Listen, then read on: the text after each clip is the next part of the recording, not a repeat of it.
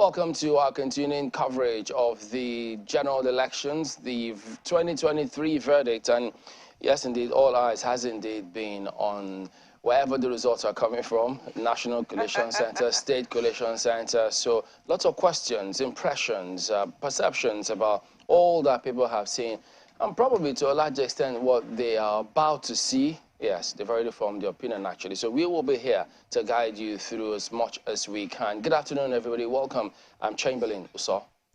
Indeed. Welcome once again. I'm Maupe Ogunyu. So thank you so much for staying with us so far. Exciting, but yet, how do you say, draining, waiting for those results to come in. But I'm sure everyone around the country, and indeed around the world, they are waiting for this.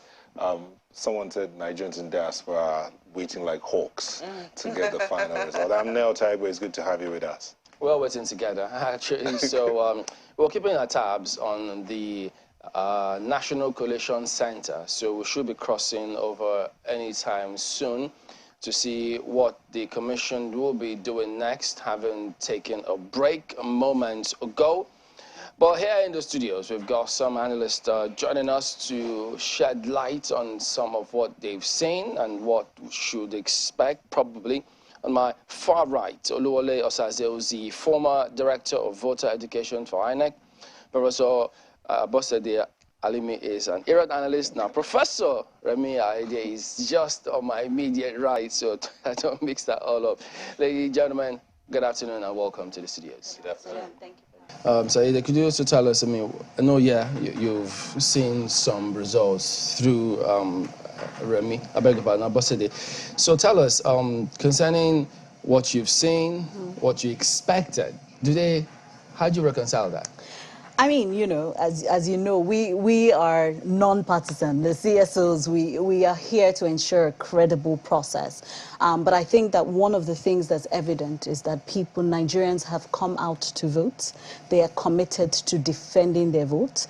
And I think, as you mentioned earlier, all eyes on the collation centers, as it should be. And I think one of the things that we're checkmating ourselves on is the importance of understanding where you're getting your results from. I think we need to continue to emphasize the importance of people actually looking to the Electoral Commission for the announced and declared results as their source. So I think, for me, our democracy is evolving.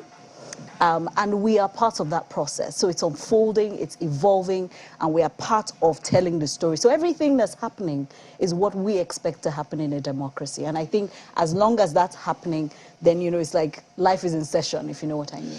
Well, Ms. Uzi, I know you have, well, you've had a huge experience of being in INEC, and so when people have this impression of INEC, probably you will understand it to a larger extent than many who've not been in there. So if you could just go ahead and then tell us, having heard the impressions, expressions that people have so far of INEC, perhaps in addition to what played out at the National Collation Center, what do you think? Well, I think we've seen the good, the not so good, the bad, and the ugly, with due respect to those who had that title of that film then. The good, the resilience of the people, the determination to ensure that they vote and their vote counts, the patience to wait, and their willingness to sacrifice so much to exercise their franchise. That was so good. On the next part, the fact that there was no postponement of this election is an incredible thing, and let's give credit. Because recall that in 2011 there was postponement. The last 3 cycles have led to postponement. 2011, you said it was because of logistics issues after the commencement, on the day of election, after the commencement of the election. In 2015, it was 2 weeks to the time, or a couple of weeks at a time, because of the security challenge in one part of the country, maybe 2, 3 states, Adamawa, Borno, and Yobe. In 2019, it was a different ball game. It was a couple of hours to the election. So we've seen during the election, shortly before the election, and hours to the election. Now, I don't think any of those 3 cycles, the kind of challenges INEC faced, was as daunting as the challenges faced with the cash policy, with the lack of fuel, with this insecurity insecurity in the country. This time it was not just one zone, it cut across all the zones, and the throwing banditry, herdsmen clashes, kidnap for ransom and things like that, attack of INEC facilities. So the fact that this election held was fantastic. But is it a good thing now, that postponement, considering how the whole scenario is playing out? Because people thought that there was going to ramp up that quest for transparency on the part of INEC, because even the times that you had it postponed, all right, people said, okay, well, if it was for this reason, probably. But now, look at where we are. I wasn't even going to equate the service delivery, apart from the logistics challenges, to the backdrop of the challenges faced by the Commission in conducting the election. Maybe, just maybe, some of it can be excused for the late arrival of materials.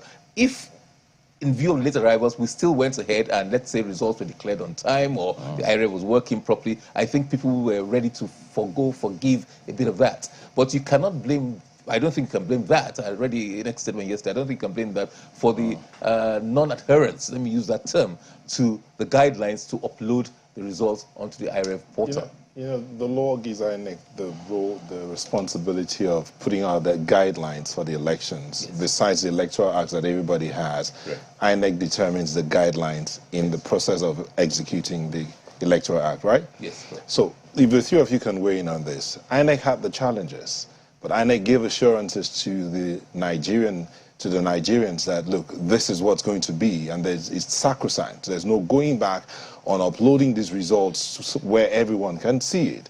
And even close to the election day proper, there was that statement from the NCC that no, there's nothing like shutting down of the networks. Everything is okay. So did INEC not assess, Mr. Rizzo, you can start off on this, did INEC not assess the how do you say now, the tools it has at hand to execute the elections effectively? I think a proper postmortem will show us that. It's difficult to say exactly now because, again, all the facts are not before the public. We don't know all the facts, so it's difficult to assess. But not just the INEC guidelines. The law requires it, for example, to do certain things. So it's not a question of whether you want to or you don't want to or you're capable of doing it. Once the law is strict, almost utopian. The law says this, send these things, transmit. Whether you like it or not, as a statutory body, you must comply with the law. And it's further reinforced by your regulations, which you yourself made. And you're allowed to make those regulations as long as they don't conflict with the Act. If they conflict with the Act will take precedence and the regulations will give way. But it's supposed to be feed, it's supposed to be lifeblood of the Act, giving effect to the Act. I don't know. The statement did not say everything that was necessary or that happened. So I'm trying not to be too judgmental until I hear all the facts. What were really the challenges? It said what was not the challenge. Yeah, and no, let me just take off from where Mr. Uzi stopped. I think my challenge with INEC is that statement that was released at about 6 p.m. yesterday, as far as I am concerned, could have been released at 6 p.m. the day before without a comma changed. The exact same statement, saying we're having challenges, there are glitches, it's not an internal sabotage, it's not been hacked, but we're working on it. Do you see what I mean? Because as you said, it was supposed to be a platform that just, ensured transparency. And so that level of communication would have given Nigerians further assurance, right? So there was an assurance that it would work on the day. So many things are unpredictable. Technology in itself is not, explicit. But then you communicate with the people. So I think my major concern is, I read that press release, as someone who's a communication expert, and I'm thinking to myself, this same release could have been sent out at the same time the previous day without changing a word. Why they did not do that, I think it has now led to a huge vacuum, and it's giving room for people to make a lot of assertions. Okay. Professor Ayede, you were going to weigh in on what we were saying earlier, but tying also these things that Tabombeki has mentioned. Which is very interesting, given the fact that he's talking about the upload of those results. and also the circumstances in which it is done. Now, if you look at the speech, the release by INEC concerning that, it explained the glitch in the technology, but it did not address the consequences of that glitch. For instance, a lot of officials at the polling unit that were not able to upload the results before moving them to the collation center. What are they supposed to do? The idea is that those at the collation center would not deal with the results until they are uploaded. But now, if you go to the IReV, you'll find that although Ekiti State has been officially released, there are still many results from polling units that have not been uploaded. And that has to be addressed by INEC in terms of what steps should be taken, in the interim to address all of those things. Because traditionally, if you have a situation like that, you say these results are provisional, pending when, certain steps are taken. So we have not seen that. Yeah, and that's extremely important, because I also heard the INEC chairman say that in a situation of discrepancy, it is the uploaded results that INEC is going to go with. Even though, yes, they're doing the manual collation and it is the results you bring to the center that they're going with. But in the case of a discrepancy, wherever it is that they don't agree, so there are questions now, because we've seen that quite a number of political parties are beginning to raise objections to some of the results that are being released. What results are they now going to go to say, we're comparing it with? Mr. Ozi, do you want to intervene on this? Yes. It's a little bit slightly complex, so it shouldn't really be. But basically, the first thing is that the law requires the presiding officer to upload the results at the polling units. Indeed. And the basis of that one, when you want to do collation, there are two steps that the collation officer has to look at. The first thing is to say, look, the number of accredited voters, look at the BVAS machine itself. What is the number of accredited voters in this machine? Does it tally with the one put in the ECHA, with the result sheet? If it tallies, no problem. You go to the next level. Now look at the scores of the candidates, the votes scored by each candidate. Look at it from the ECHA and compare it with the transmitted results, and ensure that they are the same before he goes on to do his collation. And you're quite right. When there is now, if there's a dispute, now he has a choice. The law says he should go to the transmitted results and to resolve it. But he can actually compare. Okay, the agent has come, there's a dispute. What I have here is 87. What you have in the form, he will do a comparison.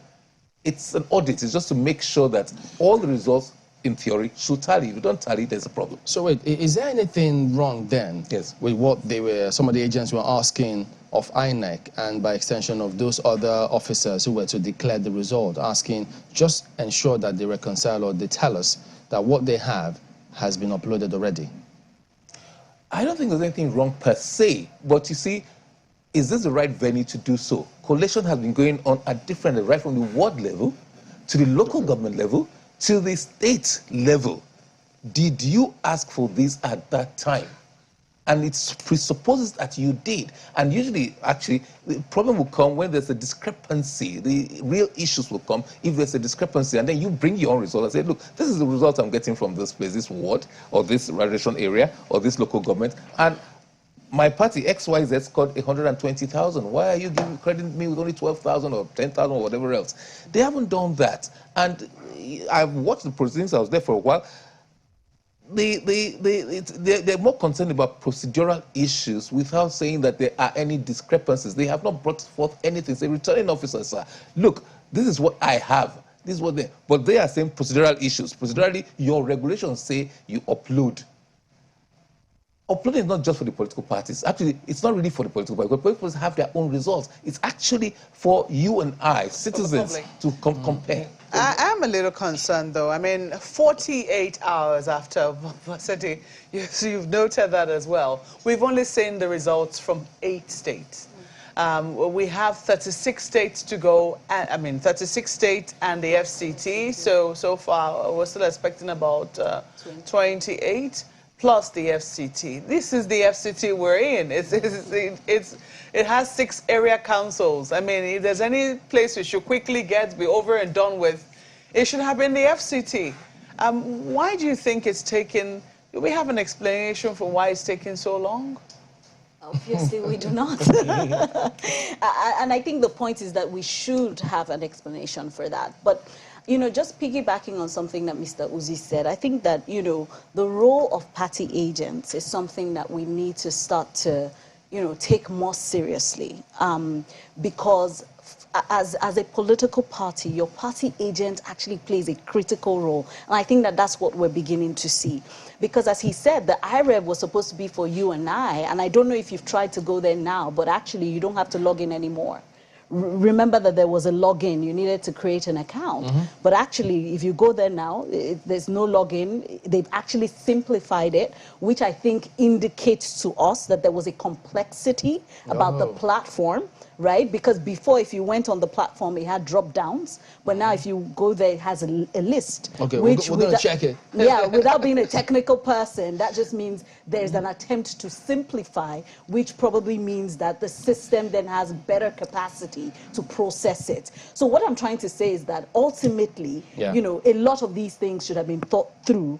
But I think the party agents like Mr. Uzi, because there are different levels of collation, and I think that that would have been a great platform to raise all of these issues so that when you get to the national, you're coming with evidence. And I think that that's what the INEC chairman had in his favor when he intervened. Well, we don't know when the chairman of the commission will come out to this National Collation Center. So those are live images coming through from there. So they did tell us by 3 that will happen, but I think that now it's like 20 minutes after 3. There was a similar scenario yesterday as well, so it's usually perhaps several hours later. Ms. Uzi is the only person here who's got a bird's eye view, who can tell us what usually happens behind the scenes.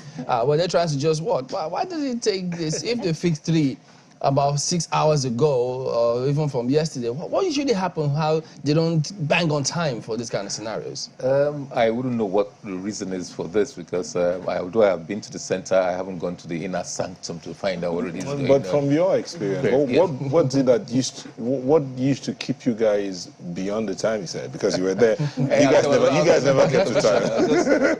So, lots of things happen. Sometimes you are waiting for other results to come. If you have only one result, it's to go out, spend 10 minutes, finish the result, and go back in. It's disruptive, and as TV people, you know that's not too good for even for your broadcast as well. So maybe if you have 2, 3, you wait for, where are you? I'm on my way. I'll be there in 20 minutes. Oh, good. Have you boarded the flights? Have you landed? Have you gone through? Okay, we'll just wait for you so we can take 2, 3 a congressional states together. Things may have a reason, and things did arise, and the commission might be meeting to consider. What should be our approach? What do you think? What the lawyers come? What do the rules say? What does the law say? They're looking for solutions or some response to give to those queries that have arisen. There are many reasons for it. There might be additions when you bring processing the results brought. Okay, scope. Have you looked at this thing? Look at what they said yesterday about Kitty. Is it correct? Are there discrepancy in figures? Those are the kind of things that are going on in the back end. Any developments as well concerning different issues? Call FCT. Why is FCT not here? You know, things like that. Okay, but Ms. Uzi, I mean, as TV people, if we give 3 o'clock and it's not happening, we'll explain to the people. We'll tell them, well, this is what's going on. If our challenges, we'll tell them. But here, we don't get to see any of those. Sometimes they tell people on ground, in the center itself. Sometimes they do that. Okay. Say, please be patient with us. We're trying to sort out 1 or 2 things. We're trying to sort this or that out. Well, we took former President Thabo Mbeki earlier, who's leading the Commonwealth Observation Group. But it's not only their own group that has been making observations on the election so far. We've also seen a statement from the International Republican Institute, that's the IRI, and also the European Union Observer Mission in Nigeria. Very strong statements they both have put out. You know, the IRI, for instance, is saying that they've noticed or they're expressing concern over the violence that erupted in parts of the country during the just concluded elections. They note that while the signing of the peace accord offered the presidential aspirants the opportunity to caution their supporters, it failed to achieve the aim. That's a very strong observation to make. And maybe some people say it's early days yet, because even the entirety of the results is not yet out. But so far, the indications are already pointing that, you know, at least according to their own statement. And then they're also saying that the group the election fell short of its expectation owing to lack of adequate logistics and political violence, amongst others. That's the part of the IRI. Now, on the part of the European Union, they're noting concerns of vote buying, in spite of it all, in spite of naira scarcity, vote buying, violence, and delay in the deployment and commencement of elections. The election observer chief, Barry Andrews, also shares concern of lack of transparency by the Independent National Electoral Commission over its delay to upload results on its portal promptly. They're expressing concern over the inability of some eligible voters to perform their civic duties owing to cash crunch and fuel shortages. So let me come to you, Prof. These are some of the statements that were, and I imagine that these are still preliminary statements. By the time the entire election results are concluded, and I'm sure that we might be able to get very concrete statements from even those groups. But these preliminary statements are not looking good. They're not sounding good on the part of when they're raising questions over transparency. We had expected more, hadn't we? Yeah, definitely. But again, the conclusions are not surprising. And we even expect the complete statement later on to be even be more robust in terms to pointing at specific facts and events that have occurred during the course of the election. I mean, take for instance the whole question of transparency. The essence of uploading those results into the INEC portal is actually to make it as transparent as possible. Now, when you are unable to do that, you know, a large chunk of transparency is already lost. And I think that's why that report is emphasizing that. Now, when you face challenges of conspiracy, of lack of transparency, then all kinds of conspiracy theories begins to spread and build. And again, when you have rumors, you have conspiracy theories, what is likely to cause within the population is tension. And if you don't handle it carefully, there's likely to be an explosion. So what we expect from the contestants, since they have signed the peace accord, is to begin to work towards, you know, reducing that tension, appealing to their bases, talking to their agents and all of that, to, you know, be patient, to understand the challenges that we are facing right from the period of election they've mentioned. How easy is that for the contestants to do? I do know that, you know, that is what they signed up to, and it is a fantastic initiative that the National Peace Committee has, you know, has come up with, making the contestants commit to peace. But some people will say, is it not supposed to be peace in the face of justice? No, leadership is about responsibility. If you want to be president of Nigeria, Nigeria must be at peace and exist for you to do that. So it's, in fact, the call of duty that they should appeal to their various constituents. In any case, the results are not over. I mean, the election results, we were talking about less than 30% of the results already released. So we don't even know what's going to be the outcome of the election. And this election is particularly very competitive, which makes it even difficult to predict the outcome, even as we speak now. So it is actually their duty to begin to create that environment that will lead to the conclusion of the election. Well, democracy is always very interesting, and you know, I mean, this statement now coming from the EU Observer Mission and also the Democratic Institute. I mean, the Democratic Institute is an American institution, which is where we say we copy our democracy from, and we also saw that in their own last elections, it wasn't the smoothest of runs. So sometimes it does appear that the ideals are quite high that we set our democracy against. Democracy can be messy, and I think it's very important for us to know that. That's the basic things we teach in our political science classes. Democracy can be messy, it can take time, there can be confusion, you know, but you have to walk through the process.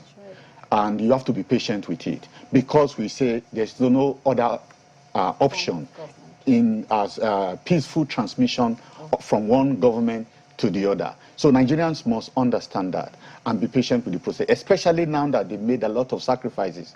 I mean, people were there through the night, some were there when it was raining. So if you have spent so much, made so much sacrifice, you know, to participate in this electoral process, I think we should be patient to see it through. Would you be patient if you're not getting any feedback from those whom you have, in quote, employed to serve you? I mean, the Nigerians that's why it's important for INEC to continue to provide timely information about the challenges that they are making, the progress that they are making, the steps that they are measures they are putting in place to ensure that some of these problems are addressed. So if they are silent, if they don't explain to the public, appeal to their sense of patriotism, and let them see that these are challenges that they will be able to handle, then the tension will continue to rise. Okay, so talking about the elections, democracy being a government of the people, for the people, and by the people, the voters in Nigeria are encouraged to vote, come out and vote, and wait to protect your vote. Indeed, they were also encouraged to use their devices to record this result. The question then is, of what use are those pictures they took or those recordings they did of their polling stations to the outcome of these elections? Mr. Ozi, maybe you were in on that. Well, the use is for personal audit at least. You look at what is being declared, what is being announced, and compare to what you have. And that's where the IReV portal became so important, because the IReV portal has a drill down. It drills up, you can go right up to your whatever level. But otherwise, you have to do that at lower levels, at the collation center. But you and I are not allowed into the collation center. Only accredited observers, accredited media people can go into those centers. So observers will go, but observers may not deploy to every polling unit. But the accredited party agents do. They also have an accredited party agent at the collation center if they so choose. In your association and working with the Independent National Electoral Commission, yes, and you've spent about 20 years, you said earlier, just about in that space. Yes. You of course had cause to relate with other electoral institutes, like in America and across the world. Correct. Would you say that the challenges that Nigerians had to encounter in the course of executing elections are peculiar to Nigeria? And what lessons could we have taken from those other institutions you related with to apply here? Wow, that's a loaded question. That's a really loaded question. Very good question. You could start from the U.S. elections, maybe. No, the U.S. are probably not the best kind of elections to start with, because first of all, they don't have a central election management body. The electoral body only deals with campaign finance. So let's start that. Good. Every state determines what model it takes. So sometimes the lieutenant governor who conducts elections, the deputy governor of a state who conducts elections, sometimes the secretary of state, the attorney general. Sometimes, although you have a designated election director, so a civil servant, but he works under the superintendent of maybe the deputy governor. You can't even start to compare things like that there. But you have countries like most developing countries have a central management body that deals with just about all aspects. In Kenya, for example, it deals with boundary delineation, it deals with elections. In Zambia, they have a similar thing. So you have some other countries have different models. Some have the people who do delineation and registration of political parties, different from somebody who conducts the elections. So there are different models. The history, the socio-political history also determines the model you choose for yourself. You have countries where there is no shutdown, like in America, but even in some developing countries, you just go vote, continue your work. So you and I, who are always engaged in the election day activities, can actually vote and continue our work and say, maybe you run the shift. When you are through, I will go and vote and come back and continue and things like that. You have security issues. You have countries like in Argentina, in Peru, in South America, in Egypt, in other African countries, where you have snipers on top of buildings because of security concerns. Heavy military presence. So it varies, there's no one size that doesn't fit all, but your socio-political history will probably determine which model you take. Nigeria prints its ballot papers according to currency standard. Watermarks, sending secret elements in it so that you don't easily forge them. In some countries, political parties print ballot papers. In other countries, you just use standard A4 papers. But it's because of our history. Open secret is almost peculiar to Nigeria, because people don't even realize that it used to be secret ballots in the First Republic. But you had stories of people going into the ballot arena pregnant and coming out having delivered their babies. That's why you say, look, fine, your choice will be secret. In 1993, people forget there are two systems that were employed. The first election was open ballot. It was the first election. It was actually presidential election. The government was open ballot. Yeah. But there are consequences for that. Landlords evicted tenants for voting, not voting their way. Husbands and wives had domestic issues and separations because of that. So they modified it a little bit, you know. So that had a modified a system for the presidential election that wasn't entirely open. Then we now said, okay, we've now, I think NECO now came, oh no, let us have open secret. An oxymoron, if ever there was one. I think that's the right word to use for it. How can something be open and be secret at the same time? But it's because of our history that no, I should know how you vote. You cast it in secret. But to ensure that you're only dropping one ballot box in, you come out in the open and put it right in there. So it's the history, and this is the genesis of everything evolving. Every policy we have taken, this IReV, is because things happened. The results between the polling units and the collation center changed. Ms. Zuzi, you mentioned this area a couple of times now. I just use that example. I know, but is this still as useful as people expected now, given what's going on? Because now, look at what's going on with that. Look, the fact that certain things don't work as well as we want doesn't mean we do away with it. You use an ATM card, I'm sure. Initially, in the initial first hazy days of ATM cards, it doesn't dispense money. You put your card in there, and it says it has dispensed to you. But the banks know if they try my ATM, I'll put my money, go to another bank. but it improves. Like GSM, there's so many drop calls. There still are, but not quite. But we have an option. We could port. Yeah, but just to say that you know. there are no places in the world where the electoral system doesn't have problems. I mean, if you remember the butterfly ballots in Florida during the Al Gore debacle in the U.S., it was a huge problem. And they had to stop counting because they said they can't continue to recount and recount every vote.